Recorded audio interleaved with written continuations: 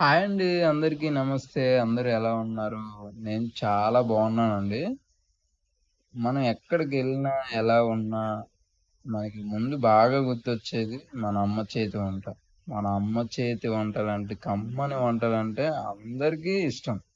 అలాంటి వంటల్లో నేను ఈరోజు మీ అందరికీ పాతకాలపు పద్ధతిలో చింత చిగురుతో ఎండు రొయ్యల పొట్టు చేసి చూపించబోతున్నా.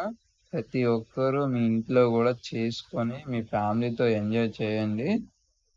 మరి మనం రొయ్యల పొట్టు కర్రీకి మంచి రుచి, మంచి అందం రావాలి అనంటే మరి దానికి తగ్గ మసాలా కూడా అంతే బావుండాలి గదా!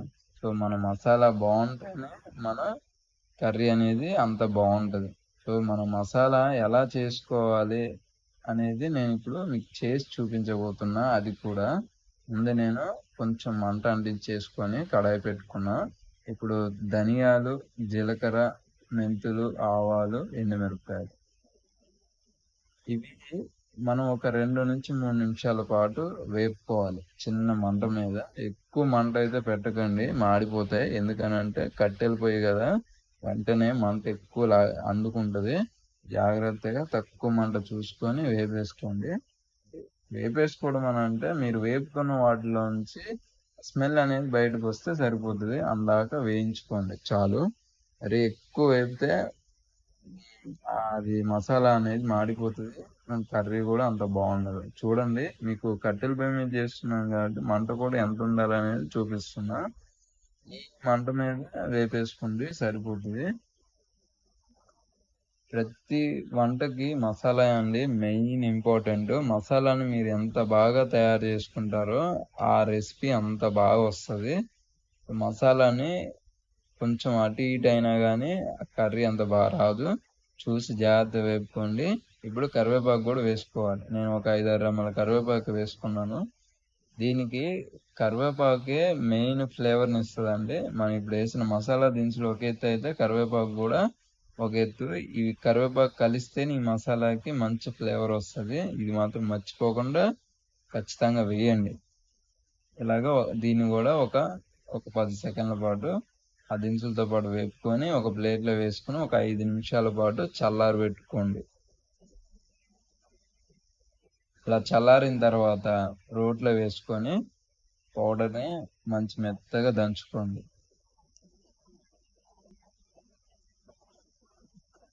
మీ అందరికీ నేను ఒక విషయం క్లియర్‌గా చెప్తున్నా అండి. మనం ఏ వంట చేసినా గానీ అది వెజిటేరియన్ అవ్వని, నాన్ వెజిటేరియన్ అవ్వని మనం చేసే వంటలకి మెయిన్ ప్రధాన పాత్ర పోషించేది మసాలా పౌడరే.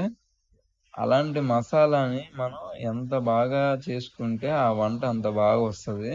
ఇంకొకటి, మీరు మసాలా పౌడర్‌లు ఇలాంటివి మీరు మార్కెట్‌లో నుంచి రెడీమేడ్‌గా తెచ్చుకోవడం మానేయండి. మీరు ఏదైనా ఉంటే మీరు ఓపిక తెచ్చుకొని మీరు బల్క్‌లో మీకు ఎంత కావాలో అంత తెచ్చుకొని వేపేసుకొని మీరు ఏ వంట అయితే చేస్తున్నారో దానికి తగ్గ మసాలాలు వేపుకొని పౌడర్ చేసుకొని వాడుకోండి. ఇప్పుడు ఒక 5 వెల్లుల్లి కూడా వేసుకొని దంచుకున్నాను. సో, అలా చేసుకోవడం వల్ల ఏమైతదంటే మనం చేసే వంట అంత రుచిగా ఉంటది. అంత వస్తది. సో, మీరు ఇప్పటి నుంచి ఇలాంటి వంటలు గానీ ఏమైనా చేసేటప్పుడు మీరు కొంచెం ఓపిక తెచ్చుకొని చేయండి.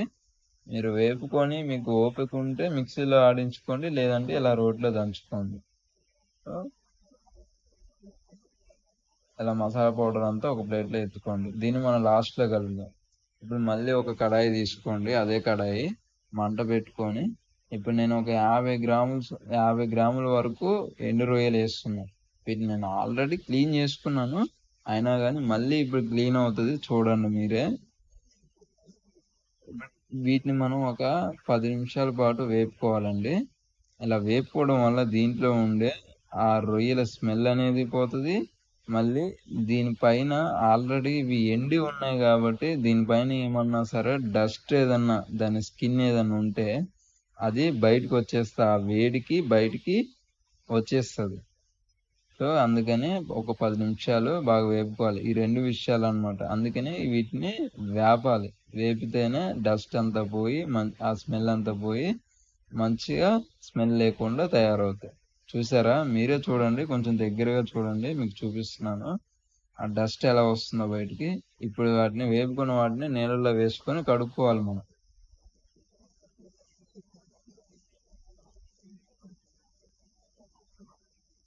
బాగా పిసికేసినట్టు కాకుండా కొంచెం నార్మల్గా ప్రెస్ చేస్తూ కడిగేయండి, సరిపోతుంది. మరీ ఎక్కువ ప్రెస్ చేసినా చిన్నవి కదా, విరిగిపోతాయి.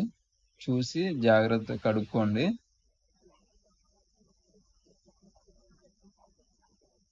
ఇలా కర్రీస్ చేసేటప్పుడు క్లీన్ చేసుకోవడం అనేది కంపల్సరీ అండి. ఇది ఎట్టి పరిస్థితుల్లో మర్చిపోకండి. ఇలా తీసుకున్న వాటిని మనం కొంచెం నార్మల్గా ప్రెస్ చేస్తే వాటర్ వచ్చేస్తుంది. అప్పుడు వాటిని ఒక గిన్నెలో వేసుకొని పక్కన పెట్టేసుకుందాం.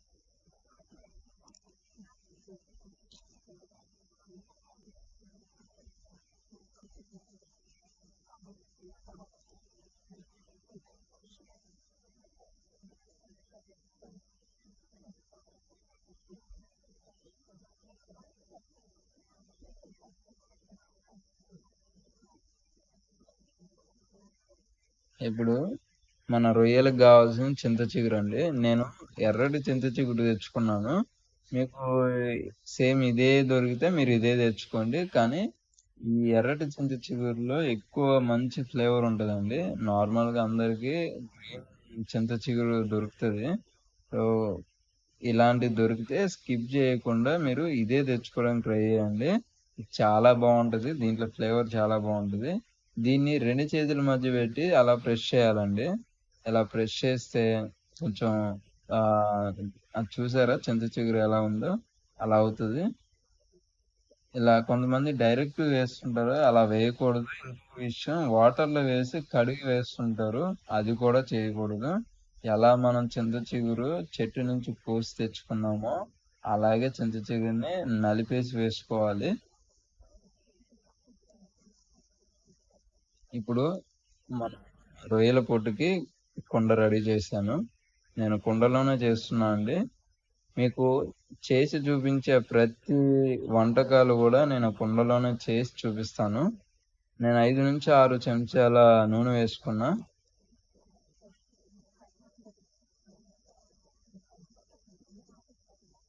నూనె కొంచెం వేడయ్యాక నేను ఒక 3 పెద్ద ఉల్లిపాయలు కట్ చేసుకొని వేసుకుంటున్నాను.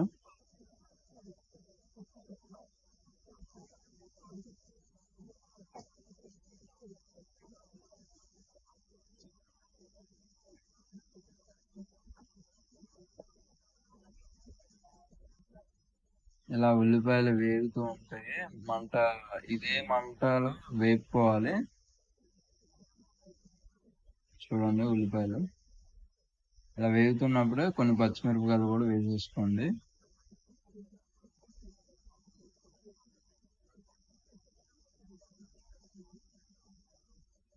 ఇంకొక విషయం, నేను దీంట్లోని చిల్లీ పౌడర్ వాడడం లేదు. నేను దీంట్లోని ఎందుకనంటే మనం ఆల్రెడీ పచ్చిమిరపకాయలు వేసాము.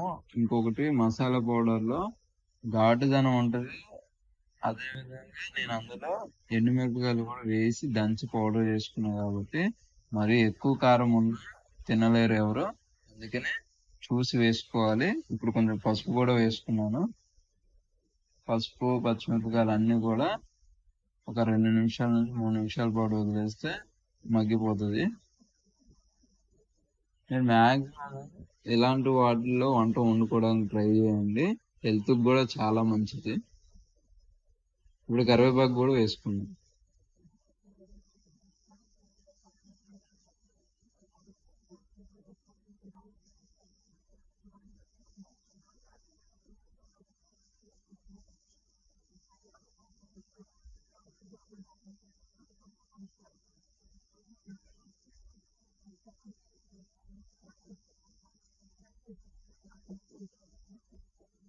ఇప్పుడు 1 నిమిషం అలా వదిలేస్తే ఉల్లిపాయ అంతా మగ్గి దగ్గరగా అవుతుంది.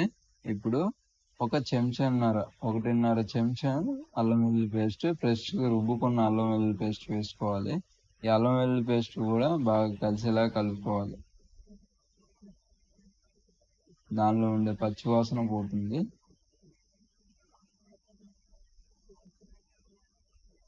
ఇప్పుడు మనం నలుపుకున్న చింత చిగురును కూడా దాంట్లో వేసేద్దాం. చూడండి చింత చిగురు ఎంత బాగుందో. ఇలా నలుపుకొని వేసుకొని ఉల్లిపాయలు చింత చిగురు మొత్తం బాగా కలిసేలాగా కలుపుకోవాలి.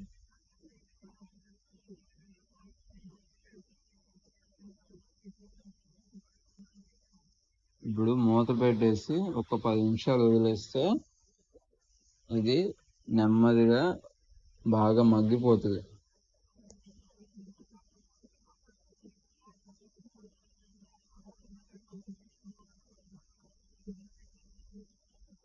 ఐదు నిమిషాల తర్వాత 5-10 నిమిషాల తర్వాత మూత తీసేస్తే చూడండి నూనె పైకి తేలుతూ మొత్తం అదంతా చింత చిగురులో నుంచి బయటికి వచ్చేస్తుంది.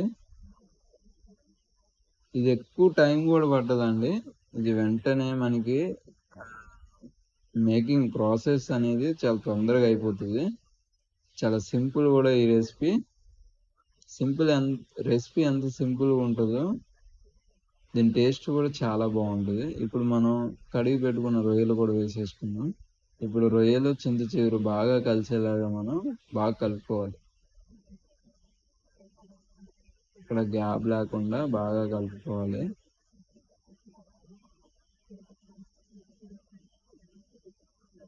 ఇప్పుడు మూత పెట్టి ఒక 5 నిమిషాలు వదిలేస్తే రొయ్యలు కూడా చింత చిగురులో కలిసి మగ్గిపోతుంది. 5 నిమిషాల తర్వాత మూత తీసేస్తే మనకి చూడండి రొయ్యలు దగ్గర పడి ఉంటాయి. చూడండి మొత్తం మంచి దగ్గర పడి చింత చిగురు రొయ్యలు ఎంత బాగా కనబడుతుందండి. ఇప్పుడు ఈ స్టేజ్లోనే కొద్దిగా సాల్ట్, మనం ఏదైతే మసాలా పౌడర్ పెట్టుకున్నామో ఆ మసాలా పౌడర్ కూడా వేసేసుకుందాం. ఇంకొకటి అండి, ఎప్పుడైనా కానీ మీరు ఈ రొయ్యల్ని స్టార్టింగ్లో వేయొద్దు. ఫస్ట్ చింత చిగురిని కొంచెం మగ్గించుకోవాలి. అప్పుడే మీరు రొయ్యలు కానీ ఇంక వేరే ఏది వేసినా కానీ ఆ ఫ్లేవర్ అనేది కరెక్ట్గా బ్యాలెన్స్ అవుతుంది. మనం వేసే నాన్ వెజ్ ఏదైతే ఉందో అది. చూసారా బాగా కలిసిపోయింది. ఇప్పుడు నేను చేసిన వంటని మా డాడీకి అంటే మా నాన్నగారికి వడ్డిస్తున్నాను నేను.